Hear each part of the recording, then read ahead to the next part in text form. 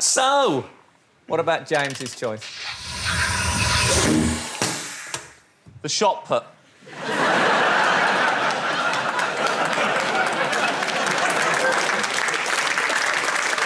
I realise now I actually misread your choice.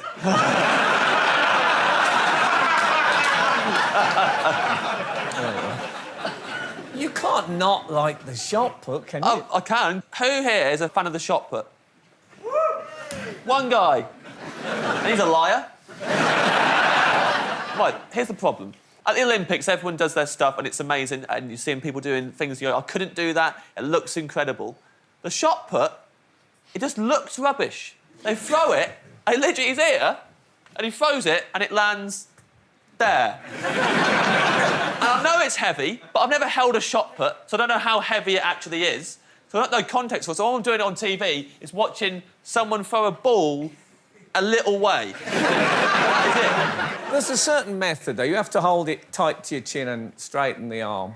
Yeah, you've got to do that. Yeah. How's that fun? The Berlin 1938 Olympics got a big cheer every time. OK, then. So what doesn't Henning like about modern life?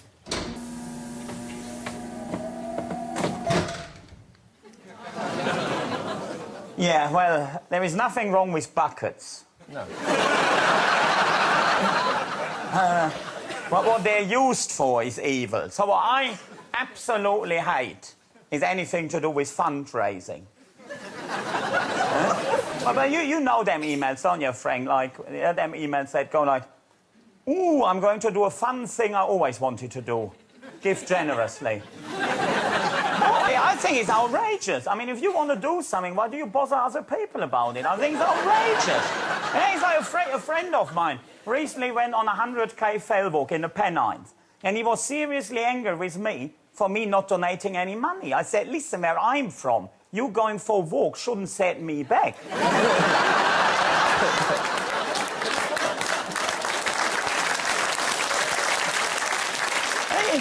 You know all them emails, don't you? Like, oh, I'm going to go to Rio de Janeiro, sunbathe on the Copacabana and watch football at the Maracanã for charity.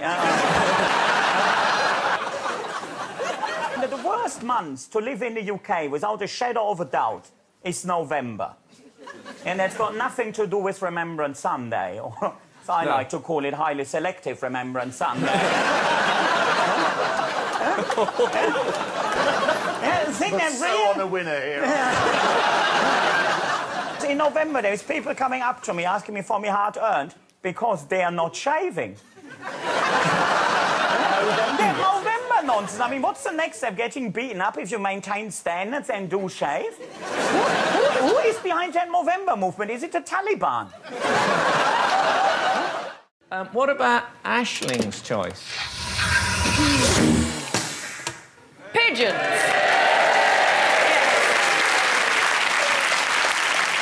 Frankly, Frank, I have had enough of these disease-riddled rats of the sky. Yes, thank you. Bit of solidarity there. We've just let them roam around, owning the streets of our cities for far too long, and I don't know why. What do? They're obsolete now. Everyone sends text messages, unlike back in the old days when you used to attach, a bit of paper to their legs. And I think that's what it is. I think that's why British people let them stay around so long, is because of all the hard work they did during the war. But, you don't see other veterans going around Trafalgar Square pooing on the monument. So I don't see why we should allow pigeons. And, they just there's an arrogance about them. They're like the aggressive sort of man in a pub being like, no, you move. They're like, just don't like them anymore. First of all, they are, I think, an important source of exercise for toddlers. I have a 3-year-old, he will chase a pigeon 1.5 miles. You'll run so far, he'll vomit, and then, of course, the pigeon will sort that out. OK, Bridget, what's your choice? Babies.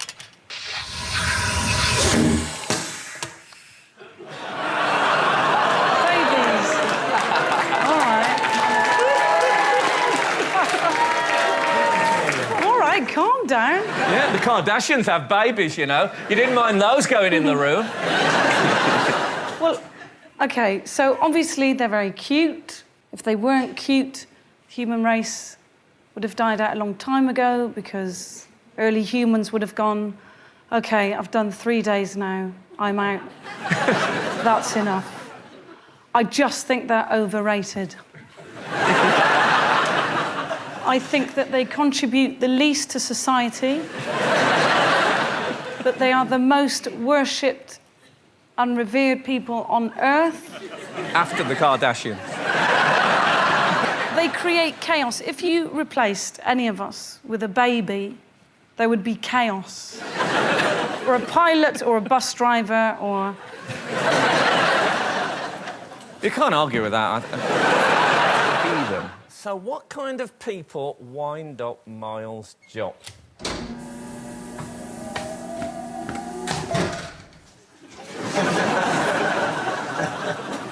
Well, the people that deserve to go in room 101 are parents who allow their children to climb up slides. This child is climbing up the slide. This is not the way that things are supposed to happen. This child, who may or may not be enjoying themselves, is ruining this child's life. I don't know if it's the sort of thing George Orwell was concerned about when he came up with the idea, but this child belongs in some sort of eternal damnation.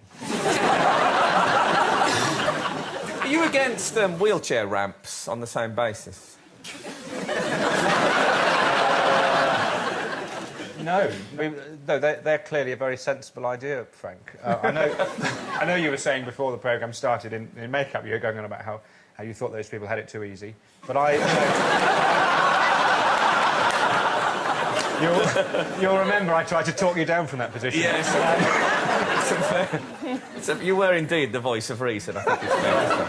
If you don't sort of follow the sort of conventions and systems that we have in society, you don't really deserve to be part of society. I used to love climbing up slides.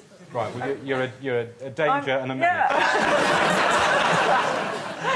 That's all about what kids do, isn't it? It's about the kids then having a fight, who's going to get up or who's going to get down. Oh, yeah, you know, yeah. No, that's sorry, part yeah. of life. If what you sort of get high on is forcing children to fight and wrestle, I can appreciate this is the sort of thing that you ought to encourage. But...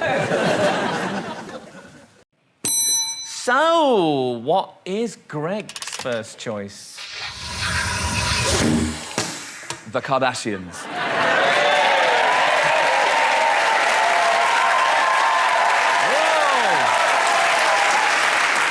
Thank you and goodbye. I thought we'd start big. It's hard to know where to start, really. I suppose my biggest gripe is not the fact that Kim Kardashian has released a book of selfies called Selfish, or that she has released an app game that you can do where you have to go from the E-list to the A-list, and that's how you complete the game. That's annoying. Take it from me, it's a very long game. I've given half my life to it.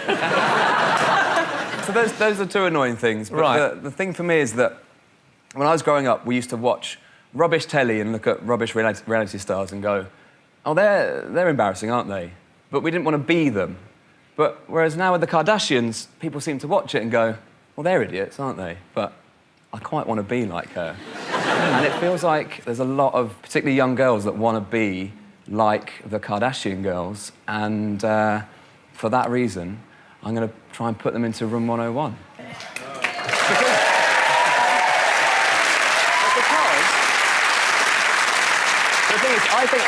I think we need better role models. Okay, so I've actually got a list of role models who are better than the Kardashians.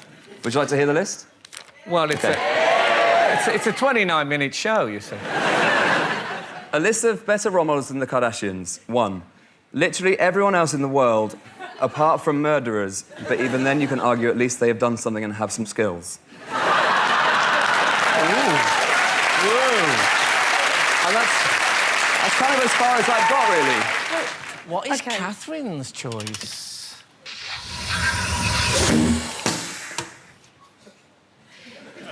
DJs. Yes. Oh, yeah. This is DJs that join in at the end of the song. I mean, I love the radio. I've not listened to your show on the radio because it's too early, but I love the radio in the morning. It's a podcast. But carry on. So I love the radio in the morning, and, you know, you're listening to a song, they've played maybe, you know, Elvis in the Ghetto or something really moving, a storytelling song. You're in that special place, looking out the window at the morning happening. And then they just have to crash in and butcher it over the last 2 bars because they can't not hear the sound of their own voice for more than 20 seconds. I have actually almost lifted up the radio and thrown it through the kitchen window because it completely destroys. What's the point in playing a song if you're not going to let people get to the nice moment at the end when the song has finished and done its work? Yes. Do you do this? Am I putting you into Room 101? I don't do it that much. Oh, I didn't realise you did it. I don't do it off. I interrupt it. I played Vertigo by U2 a while back, and in the middle of it, I came in and started talking. In the middle? That's even worse. Because they had interrupted my iTunes music with their album.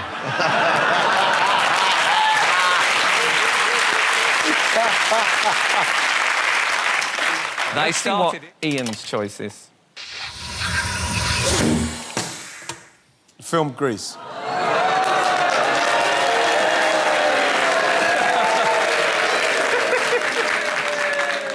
I hate that bloody film. When I was younger, it was all cool, and John Travolta had done Night Fever and all that stuff. He's a great dancer and that, and it's fine because, you know, when you're growing up, it looked pretty cool. They had the cars and everything. But as you get older, and like I've got daughters now, I was watching it the other day, and I thought I don't like Grease now. You know, you got the girls, really decent, Olivia Newton-John, gorgeous, beautiful, nice gear. She's nice clothes. She's wearing everything. She wanted to get the guys, so in the end, she had to dress up in that tight leather, high heel wearing, red lipstick, smoking biker chick to get the bloke. And I thought to myself, I don't want my girls to see Grease. Wow. So, tell me more.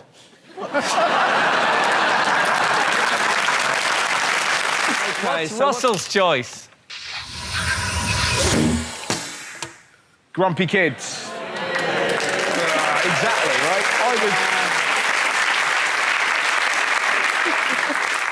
I was in a restaurant the other day and I heard a child say, "Oh, Wagamama again." I used to lose my mind when I went to a Harvester. Lose my mind. Go into school the next day, salad bar, amazing. Like, I had an Italian dish called a lasagna. I've got everything. They're whining. They've got wheels in their shoes. iPads. Sky Plus. If you'd have shown me Sky Plus when I was 10, I'd have thought you were a wizard. Like that, causing telly. And, like, could have been so much worse to just... Every kid I seem to do, like, I'm talking about 10-year-olds, just whining, tubby messes. And... it just does my head in. But it could have been worse. You could have grown up in the 80s, where, you know, the telly was awash with offenders, and, you know, it was, you know. And, like, think of the hours we played the recorder. The hours we did that. Have we ever needed it? And I've never been at a party. I know what this needs.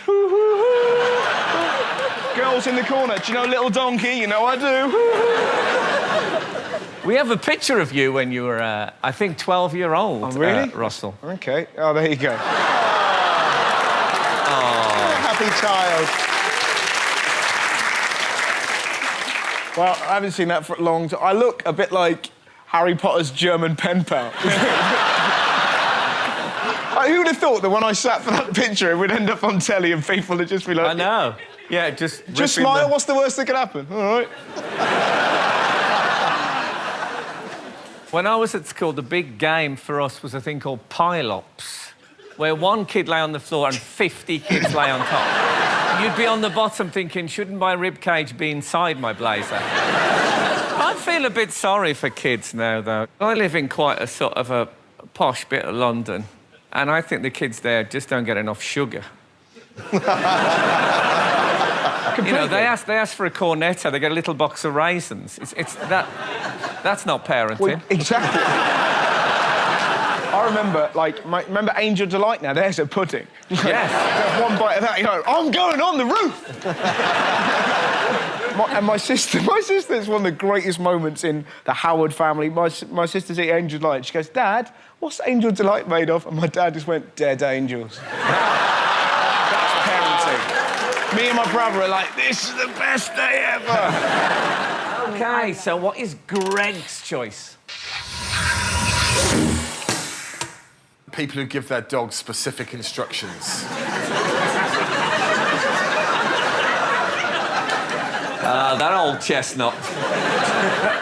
I just think a dog is of limited intelligence. It's well established, and there's an argument about whether they're sentient beings or not, whether they have any awareness of self. I can't be bothered to get into that argument, but they're dogs, OK? There are people in my local park who are having full conversations with their dogs. They're going, oh, Coco, don't mess around in that bush. And I think Coco doesn't know he's in a bush. Coco has no concept of what a bush is. Coco is just trying to smell other dogs' wee and try and find something to eat or have sex with. There's a woman in my park who walks about 5 dogs and she's going, oh, Lulu, don't play with Coco's stick, that's his stick. Coco has some concept of ownership. And it wasn't his stick anyway. I saw him, he picked it up in the park. And the same can be applied, while I'm on the subject, to toddlers. I don't... I've heard mothers in West London talking to 2-year-olds going, no, don't play with that bowl because you're going to spill food on the floor and someone's going to have to come and clean that up. And the toddler's going, because all they've got a concept of is there's something they can ram in their mouth. They have no concept of the I'm genuinely furious. But modern life. So what doesn't Dave like about modern life?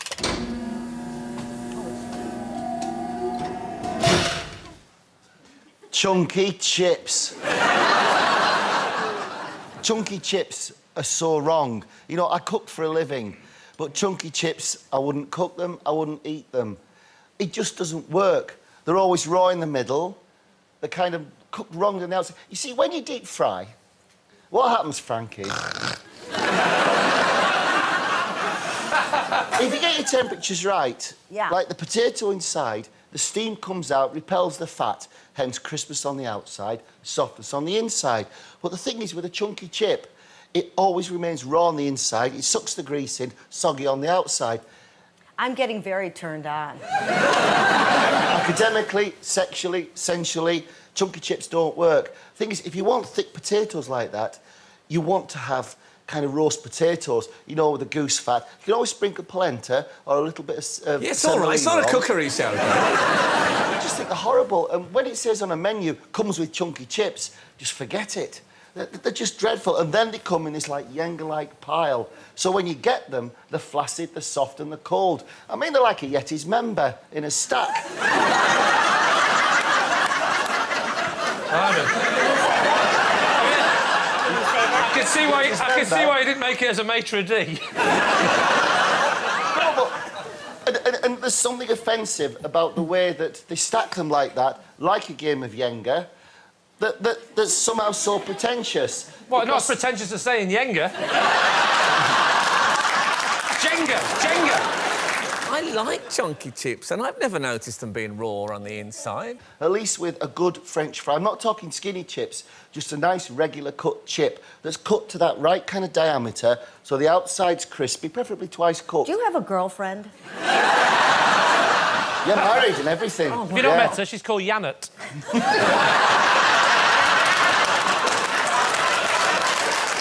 I'm with Frank on this. I love a chunky chip.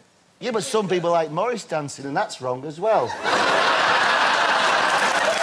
what? That is a fair argument. To be fair, you can say that at the end of any argument. And not with me, you can't. I like Morris dancing. Yes. And chunky chips. And chunky chips. You're weird. Do you like wedges? What about potato wedges? Well, isn't that when you pull your underwear up? With a I don't know where the potato comes in. It's not right. I don't know anything about cooking, but even I know. Get a bit of duck fat on your finger, rub it on your chunky chip, and then you've got your chunky chip with a crispy outer. Little tip for you, use it if you like. No, you've got a piece of potato covered in grease. Oh, that's what a roast potato is. No, it's not. I think I'm in a better position. You actually swiveled then. Right, that's it. That's fighting talk. Well, I went to a restaurant. It was a very, very old-fashioned restaurant indeed. I ordered chunky chips and they served them like this.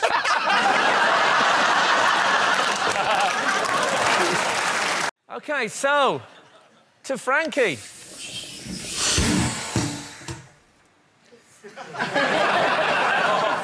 Celebrity atheist. I am an atheist, but I don't like celebrity atheists. I was a very bad Catholic, unless you include my attitude to condoms, in which case I was an amazing Catholic.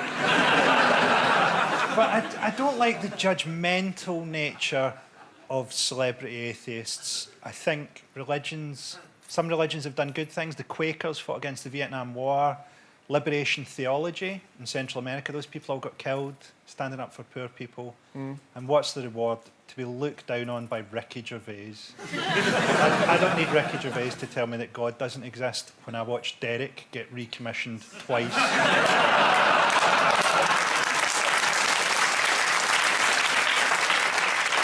I just sort of think, you know, we all need something to get through. You know, and why stand in judgment on what other people need? So Ricky Gervais or Richard Dawkins, whoever, they need retweets or whatever they need.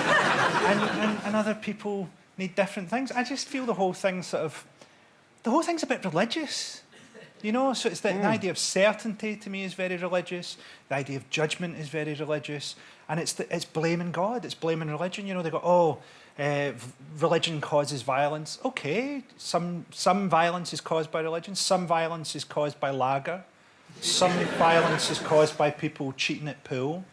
But at the moment when you go, I'm blaming that on God, that's like you don't get any mayonnaise in your chicken zinger and you blame it on Colonel Sanders. I can sense Nicola here thinking, what's wrong with violence all of a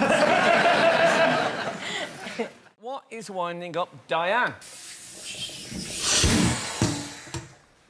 Magicians.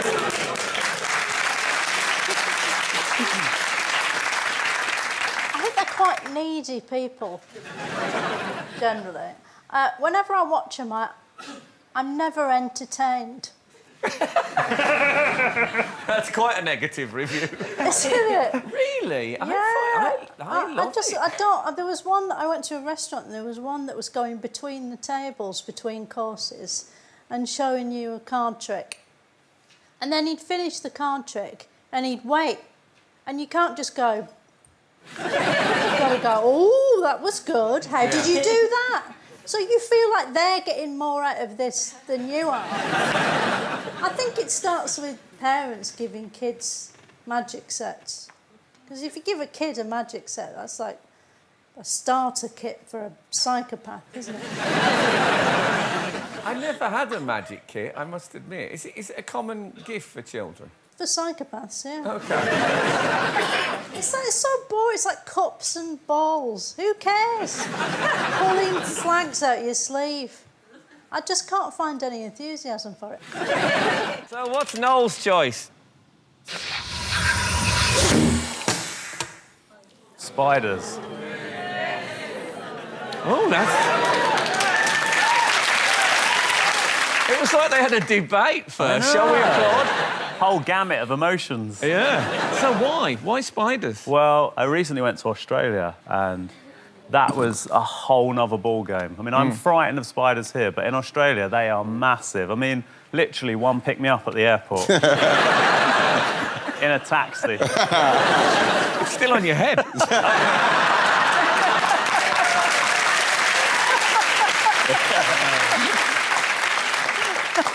Quite good when we got to the hotel, though, because he picked up all my bags. But, I mean, they're properly dangerous in Australia as well. Yeah, so well, they can kill you. You know, like here in England, the thing is, in England, you do the sort of postcard cup technique, you know, you try and trap. In Australia, there was one this is a true story, me and my brother were sharing a hotel. I doing a bush tour, and there was a huntsman, it's called, and it literally was this big, right, on the wall. So we couldn't even get it in a mug. I had to go to the kitchen and get a mixing bowl, yeah? And we had to use an album. I used Abbey Road, right? This is a true story. And because mixing bowls, they're see-through, they're sort of magnifying. So it was that big anyway. When I put the mixing bowl, its head was bigger than mine. I could see its cheekbones. It was awful. And so I slid the album underneath it and took it outside, and I put it out, and it didn't even just go in the bushes. It walked down the sidewalk like a man, like a man would. It just went off. Crossed the zebra crossing. Must have got the idea from Abbey Road. Is upsetting Romish. New Year's Eve.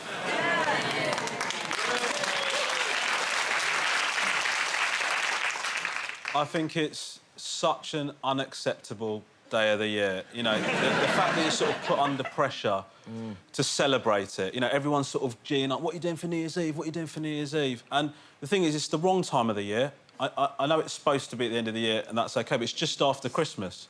And then people are saying, when do you want to... What are we doing? Where are we meeting up? Well, I've literally spent Christmas period seeing you. Why would I want to see you again so soon after? It needs to be in the middle, like June, July, so we get a 6-month break. Not we're all hanging out, and then a few days later, here we are again. Yeah, it's a shame, isn't it? And then it's just sort of the whole thing about the whole idea of New Year's Eve, people getting ready with resolutions and stuff. I find resolutions, they should be banned. Because, like, my mum's New Year's resolution was to see me more. No, thank you. It's in complete and direct opposition to what I want to do now. OK, what doesn't Lee like about television?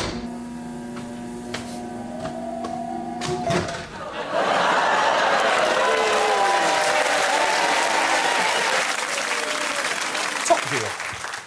Let's put this to bed straight away. I'm speaking on behalf of everyone in the world when I say cars are boring. Full stop. They're not interesting. And even the producers, I think, of the show know that that's true, because what they talk about is never the reality of cars, our world of cars.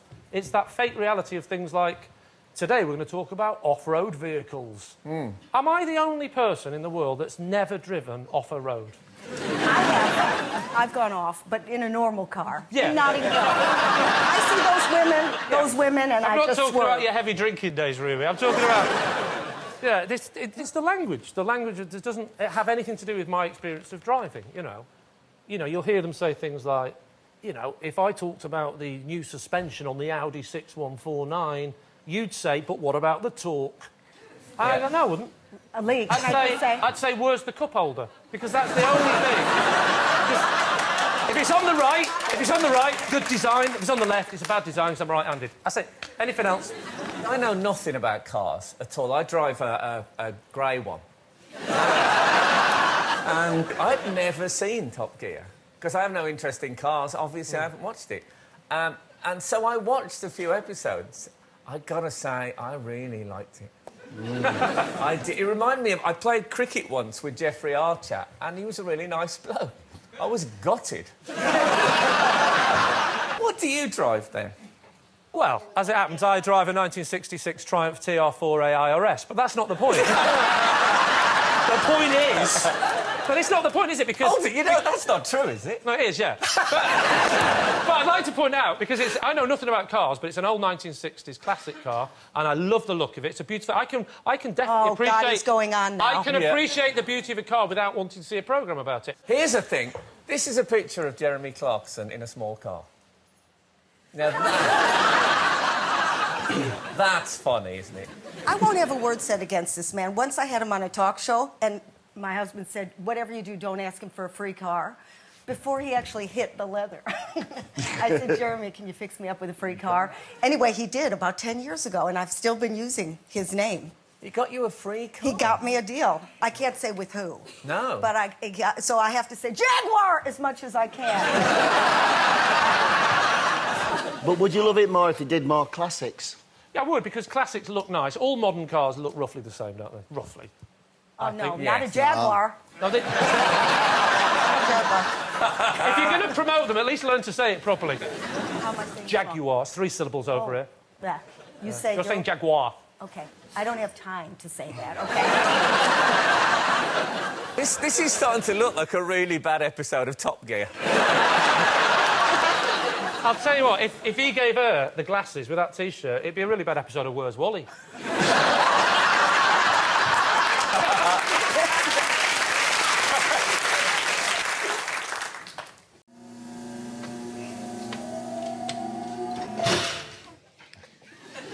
James Bond. Wow. Oh, God, the crowd. You see, people are going, oh, like you don't all know that he's a terrible wazzock. James Bond has been a repetitive, ghastly bore for decades. He used to make bad jokes. Now he makes no jokes. He manages to combine, uniquely, I think, violence and sexism with a sort of weird camp fussiness about everything he eats and drinks and does. And yet, women are supposed to find him irresistible because he has special pens. He's clearly a terrible spy. I think it's in, is it The Spy Who Loved Me? There's one where he jumps over a cliff with a parachute featuring a giant Union flag, revealing that he's failed to grasp the basic principles of international espionage. Yes. 30 years later, Skyfall, he can't even keep one old lady safe, which is not surprising, because his big escape plan is to get away from the helicopters by running across a pitch-black moor with a lantern. Skyfall did sort of win me back a bit. I remember, you know when you see a film you really love, I walk back to the car. You know when you kind of do like your James Bond. And when I went up to the car, I got my dibber. And it was like it was some super gadget. I just went like, I had to open the car doors. And the lights came on in the car. And I could see the baby seat in the back. And it... He takes up poker, which he never played in the books. Suddenly in Casino Royale, he comes in, the new one, as a poker player. He's terrible at poker. The art of reading people at poker is a very fine and nuanced ability to pick up, you know, the faintest change in someone's breathing, in the maths of their betting patterns. James Bond can't beat a man whose eyes bleed when he's bluffing.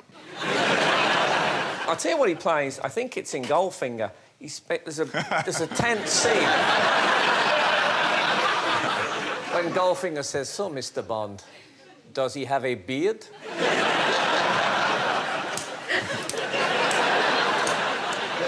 How could you improve Bond, then? Who would... OK, then, let's see what Michael's wild card is.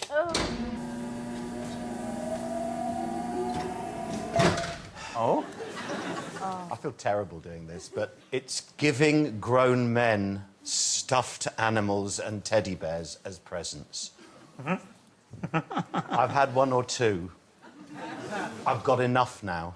I don't need any more. It's the thought that counts. I do understand that.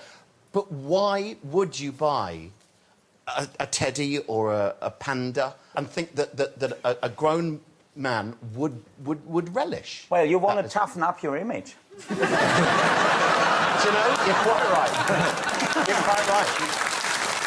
I think Kevin's on something there. Because it's a lovely Why did they thing. send that to you? I don't know, because they're sending me a hug, and this is... I don't know. And I don't want to get into the psychoanalysis of it. I just don't want any more. And I mean that in a loving way. Yes, I'm sure. I really do. But honestly, why? I don't need them. Have you considered recycling, Michael? I do. I give them away. I've been sent probably about a couple of hundred over the years, I would say. You have? Yeah. And what do you do with them? Well, I'll show you what I do with them. And there's no reason why you shouldn't do this yourself. I had them tailored.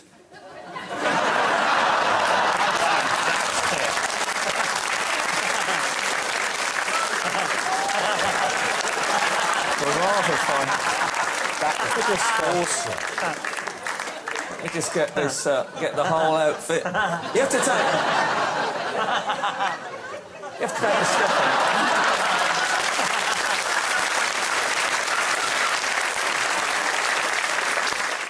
What is John's choice?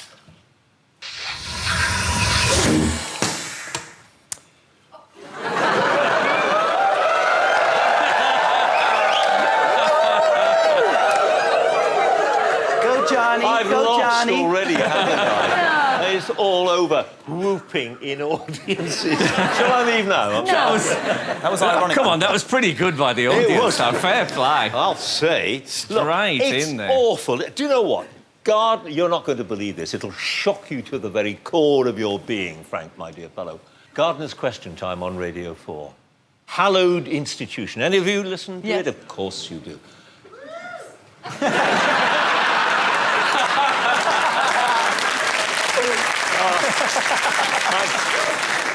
I'm so regretting this. All the things I could have put in there. Anyway, Gardener's Question Time. At the end of the programme, somebody in a Radio 4 audience, the home service of the BBC, went, "Ooh." I mean, it wasn't a big one. It was. But it was a. It might have been an owl. That is hard to... It is. Yeah. It is. And I thought, that's it. It's all over. I never get whoops. Do you ever get whoops, Russell, when you're on stage? When you first walk on... No, I never get whoop whoops. and cheer.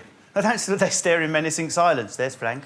No, For me, a good reception is if they're all generally looking in my direction. What about a nativity? And your child's...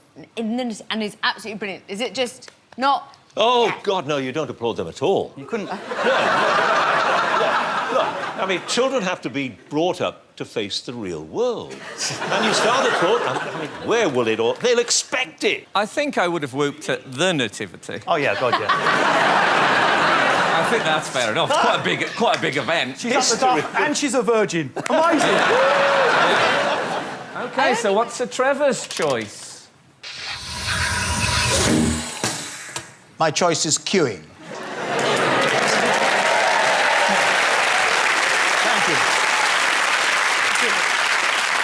Thank you. Although I should explain, if you turn up at an airport in Naples or something and you're standing in line and waiting to go to the ticket counter and somebody barges in from the right or left side, you think, oh, my goodness, how wonderful it is that this doesn't happen back in London, where people get in an orderly queue and they don't move. But I get very worried when people become obsessed with just the idea of standing in line. We love lines. And you go to an underground station and there are 3 lanes which are empty, and there's one where there are about 100 people, and everybody gets behind the line. And I just get out and I go for the one where there's nobody standing next to it, and I get my ticket and walk away. But it shouldn't really, but it infuriates me. I think my particular hate on this one is if you're queuing in a cafe, especially if you're on your own, queuing in a cafe, and a family come in and they all go and sit at the last table in the cafe and then join the end of the queue. So you're way ahead of them, but they got the table. Now, that cannot be right. And I know it's just a table, but you just know these are the people, they do the same thing with a lifeboat. What's winding up Lucy Porter? Child actors. In most industries, I'm against child labour because of the indignity that the children suffer. In terms of show business, I'm against it because of the indignity that we suffer. There's just something about it that makes my flesh creep about children, because children are meant to be bad actors. And you don't want to see that on screen. Like, I've never seen a good... I don't want to single any out, but all of them are terrible. Right. And is this because you're 4'11", you're sitting at home thinking, I could play that part? I think so. Well, do you know, because in the olden days, do you remember the film Grease, right? Yes. Because in Grease, all the teenagers were at least 40. They all had crow's feet, beer bellies. I think in the 50s, though, I think teenagers were about 40. Yeah. It's a new phenomenon, youth. It is, and I don't need to see it on television. What is Caroline's wild card?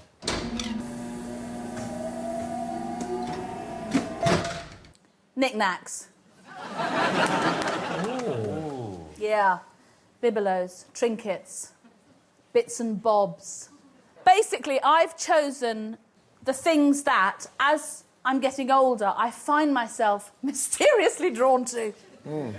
I would not have given house room to a stone with 2 googly eyes and a tail when I was 45, but the minute I turned 50, I can't walk through a gift shop without touching cushions with tapestry kittens on, or bookmarks with "Darling sister, how I love thee" on them. It's something I think that happens to you when you hit the menopause, and it's a biological response to crap. And whereas before you were perfectly rational, when you hit the menopause, your temperature goes way up, and you start buying fudge and notepads. It's like, you can't. So why don't you put the menopause then into room 101?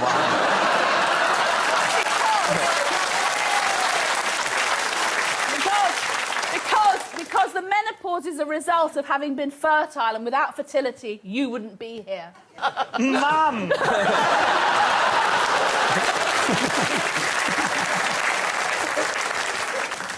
Then let's find out what's winding up Russell Kane.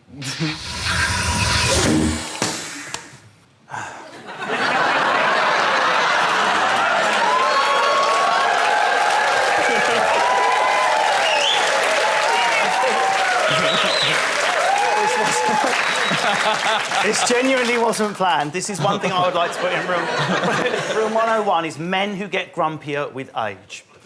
What? And I'll tell you what. Not because I've got any problems with these men, although it would be nice to be around men in their 50s, 60s and 70s who are happy all the time. It's just that I think men would be healthier, happier creatures if we weren't so miserable. Most men, not all men, now and again you do see a happy old man, but it becomes like it's something you stop at point at in the street. If you see like a normal wisdom, look at that happy old man, it's amazing. I don't know what the secret is, I've always been like it.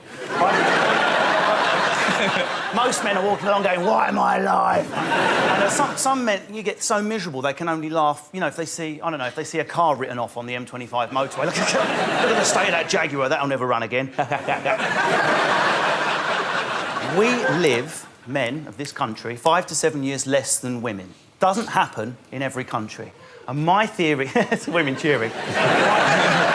My theory is this. We think ourselves to death, yeah? The less happy you are, the less likely you are to live a long and happy life. Lonely people die before... Now, we know that, on the whole, women tend to be, not always, more emotionally connected than men. If they've got a problem, they get their friends over. Hey, I've got Claude over, I've got Tess over. We talked about the problem. There wasn't a solution, but we lit a candle. And do you know what? I feel better just for talking about it. Whereas men... That's how it works. Whereas men will be like, I have a problem, I'm going to hold it inside till it's a diamond, then poo it out and die. Now, the evidence is, in cultures like parts of Sicily, Sardinia, Japan, where there are villages where men can't sort of do that isolation thing, I need time on my own, and the houses are full of aunts and grandmas and daughters, the men's mortality rate equalises with the women. We are literally, by being grumpy, thinking ourselves to death. We're going, oh, I'm not going to speak to anyone, heart attack, death at 60, leaving behind a generation of women, relatively young these days, who then have to pretend to grieve. How will I survive without the miserable sod? What a disaster! How will I go on? Without Barry mocking my parking, how will I survive? You can park forever in the crematorium. Goodbye, Barry. End of point.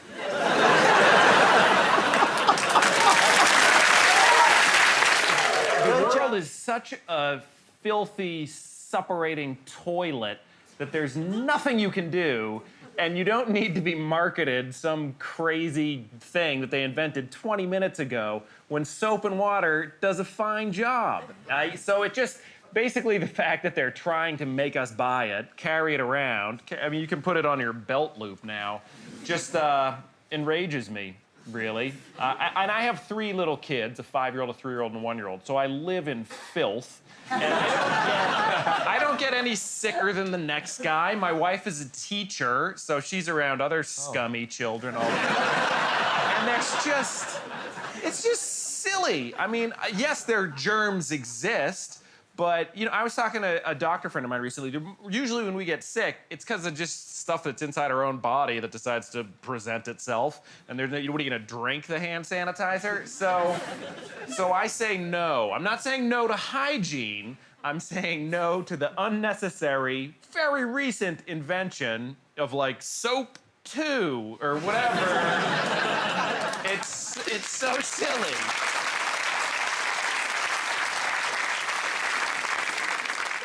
Apparently, your average hand sanitizer is 65% alcohol. which is 3 times more than vodka. Well, I'm a recovering alcoholic. Yeah. It would be safer for me to have human excrement on my hands. And that is certainly the path I've chosen. First choice. Skiing. Wow. Yeah. Oh, come on. We had a deal. You were going to be on my side. I only went once. But here's the thing. You have to wake up early. You put on genuinely the most disgusting clothes you've ever seen in your life. Padded, multicoloured. This one's got a picture of a rat on it. This has got stripes and circles. Anyway, salopettes. Then you have to put on these massive things, which we shouldn't be wearing. Huge metal things that you can't walk in. Then you go on a ski lift. That alone is terrifying, the most terrifying fight. Even though I was just like this, holding on, went round it for 7 days. No, come on. Then you physically exert yourself. Why would anybody ever do that? You go down, it's incredibly dangerous, slushy.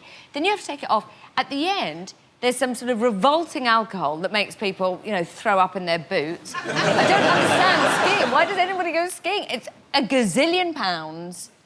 You smell of cheese. I mean, I admit, I do associate it with the super cool and the super beautiful, and that's why I sort of like it, because I like the idea of them putting themselves in grave danger. But I've never been. It's always seemed like something that other people do, I must admit. It's ridiculous. Yeah. And it's all lip gloss. They've all got lip gloss on, and there's straight mouth, and a ski. Hey! Nobody spends any time with their kids. In you go. In you go, Lucifer. In you go. In you go. Good luck. Oh, don't break anything. Mummy's going up. I'll pick you up. Feed him, feed him. Feed him, I'll pick him up later. It's for tools.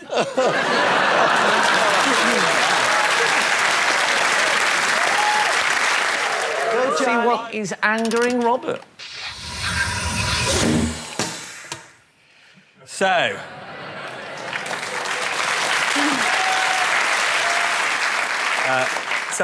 managers have been responsible for 1 or 2 minor crimes, mis-selling billions of insurance, tours, bankrupting the banks and the economy, but perhaps more than anything, murdering the English language is what gets me. I mean, so it's sort of a mixture of things. It's sort of pretending to say something meaningful when actually they're saying something meaningless. It's sort of so it's prefacing an expression with a phrase like "going forward."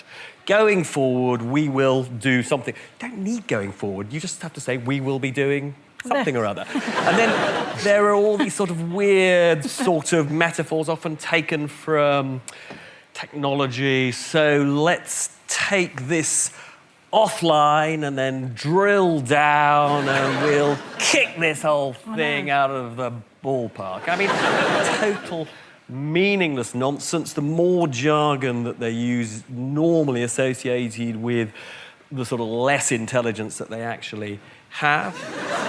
And then, I suppose the other side of it, which I dislike intensely, it's the disguising of really quite bad things in language which is meant to sort of make it all sound sort of scientific and technocratic. So, you know, you've probably come across the expression downsizing. Means sacking people.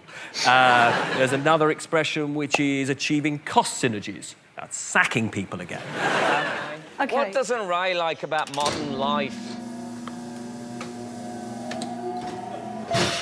I can't stand fakes of any description. Ooh. Oh, the crowd, I'm not sure. You're an authentic man then, Ray. I like reality, and the world seems to be increasingly full of make-believe fakery, and I think we should beware. Wow. I'm feeling really trivial now. I just talked about dancing, and you're talking about the state of the world. Well, let's look at it. Let's look at a real, genuine sign in a shop.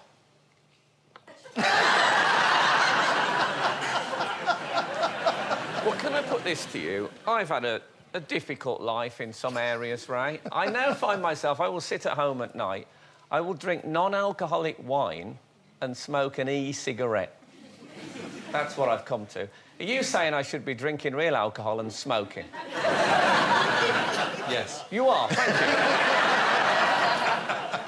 I think sometimes, Ray, the fakes are more entertaining than the real things. Let me just show you this. Special man.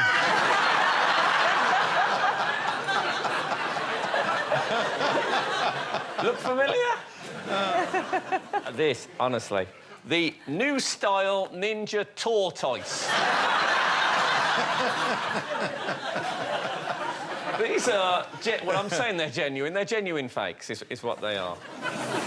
Look, the trouble is, though, with authenticity, it's quite hard. I mean, I was looking at your website, right, which I look at a lot, and I saw a thing on there, and it's called the Ray Mears Woodlaw Knife. Oh. Yeah. Here's the knife. And there it is. It's a lovely-looking thing, nice case and all that, and only 485 quid. Can someone help that woman off the floor? The last time I looked, it said there was a 10-year waiting list. Now, I'm sure the Woodlaw knife is an authentic, handmade, fabulous piece of equipment, but I'd rather have a rubbishy old knife than wait 10 years. I mean, I wouldn't say you're reducing knife crime, but you're slowing it down. We do our best.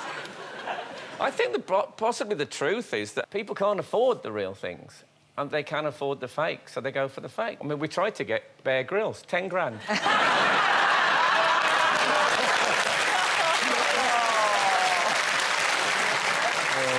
OK, what's Ruby's wild card?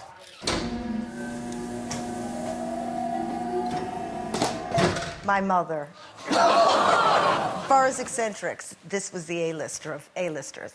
So I'm grateful to her for some of my comedy. We had a dog that she loved, Lumpy, and this is not tasteful.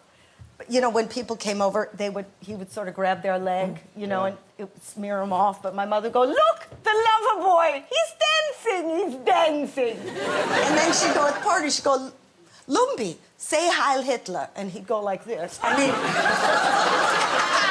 oh no, she was way out there. Oh, to be fair, he was only following orders. Can I just say...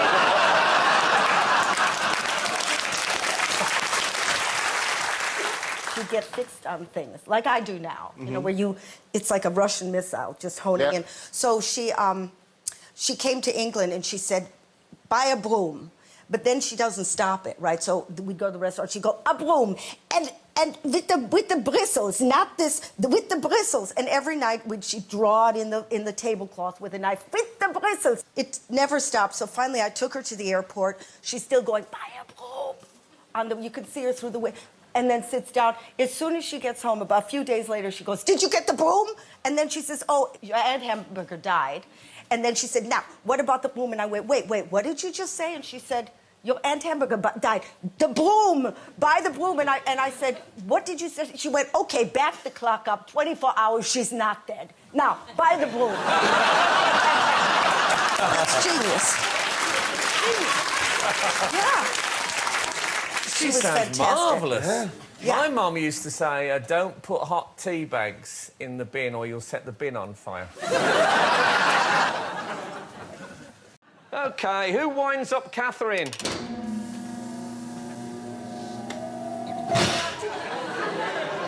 Cheryl Fernandez Versini. Nicole. Nee Tweedy, sir. Oh, yes. Now, this young lady is a very talented dancer, singer, beautiful. Beautiful. Now, I'm becoming known for my conspiracy theories. Luckily, this is one of the tamer ones. I don't believe she's human. Cheryl is a robotic creation of the conservative government meant to infiltrate the British people. We don't know what for yet, but just hear me out. David Cameron took office in 2010, the year ShareBot was activated. And that is when she was cheated on by footballer Ashley Cole and had a divorce. That's when she became the nation's sweetheart. Isn't it? Oh, no, not Ashley Cole. Oh, no, you'll become the nation's sweetheart. No, but it's all right, no. We'll make you joke, I can't do a Geordie. No, but I think I hear a steel band in the distance. OK, what aspect of nature winds up Josh? We're all quite scared now. It's the only thing more controversial than Lord of the Rings. No, this is the home of nature and the great outdoors, and it is Devon. OK. Which is where I am from, so this is OK. Right. I think Devon's all right if you're not from Devon, because you don't have to have spent your childhood in Devon. To give you an idea of what it's like, my parents have got dial-up internet. What even is that? It's like the third world, Frank. Now, I don't want to come across as a city slicker here, but I can make a phone call and go on the internet at the same time in my house. It's amazing. What? It's like James Bond. And do you know how many children there were in my year at primary school? 4. 2 boys, 2 girls. 4 children in your year? Yeah, including me. You should have done so much better in life, shouldn't you? You had that, like, private schooling. Someone had said to me when I was 11 I'd get to meet Aled Jones and he'd tell me my life wasn't going very well. I'd have snapped their hand off. There's a kind of rivalry as well between Devon and Cornwall over little things where you go... For instance, I don't know if you were to have a cream tea, Frank. Oh, it just so happens.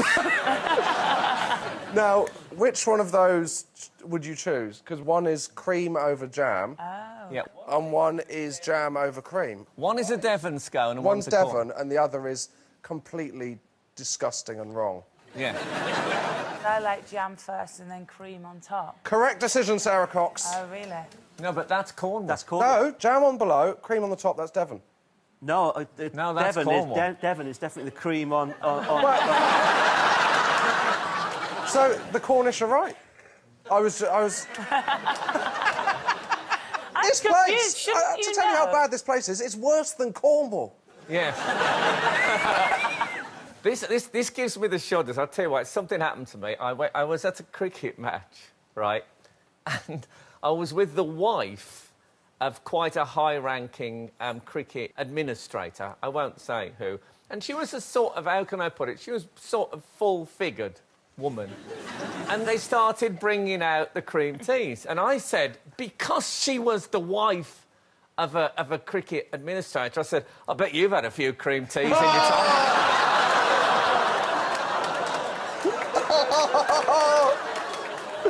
Oh, dear. I meant because her husband was a cricket administrator. And I tried to explain that in a sort of a, you know, people, when they're crying, they don't listen. What doesn't Tim like about modern life? Well, I can explain what's happening here. What I don't like about modern life, which I think is now exacerbated by the amount of prank shows there are on television nowadays, is the phrase, only joking. This phrase apparently means you can do anything, as long as you then say, only joking afterwards, and then everything's all right. This is an example of a physical thing that can happen. Here I am, this is me here, and I'm quite slim there, and I've got a napkin. I was playing tennis with a napkin. I said, don't serve yet. Anyway, I'm sitting having a lovely meal, and this person here, he's pulled the chair away. I've fallen down, probably hurt my vertebrae, and he has gone, with the red nose there just to sort of underline it, he's gone, only joking, and that's apparently... And I have to go, oh, right, OK. But that's not a joke. A joke is, I went on a date with a girl called Simile, I don't know what I met her for. Also, there's no only about joking, is there? Joking is quite a difficult craft. People should say I'm only being serious, because anybody can do that. Well, you're right. Your brother does serious television. You could go and do his job tomorrow. Could he do yours? No. In case you don't know, Tim's brother is Sir Trevor McDonald. OK, OK, then, what kind of people wind up Vernon?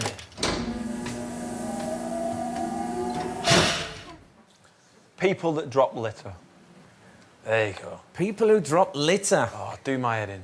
I don't understand why people feel the need to drop litter and not take it home and find a bin. If I was to just turn up in your living room, Frank, and empty the contents of my kitchen bin in your front room and then leave, you'd be well annoyed. So why do people do it on the street?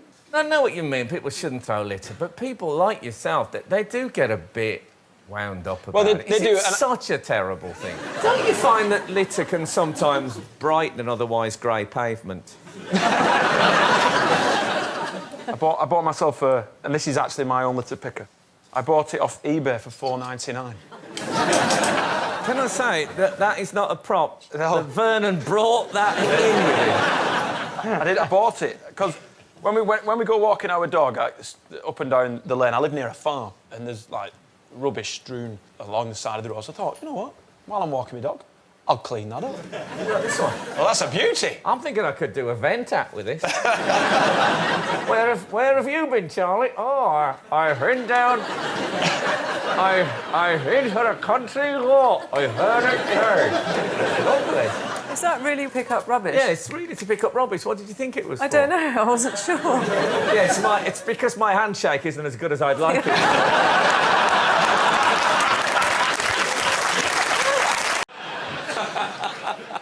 Also, I would never have discovered the Reader's Digest.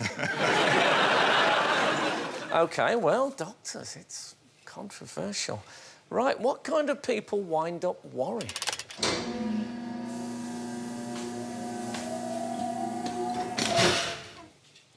People who send emails. That's a lot of people. Well, you know, it used to be done via letter. One would take a pen and a piece of paper and take care to write a letter, to date it, to sign it, and to put it in an envelope, stick it down, put a stamp on it, take it to the post box. It was an art form, and it's been forgotten.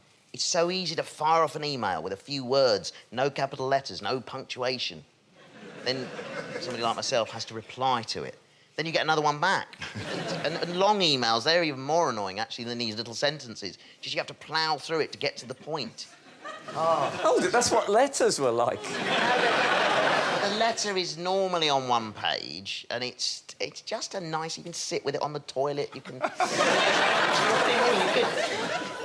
Yeah.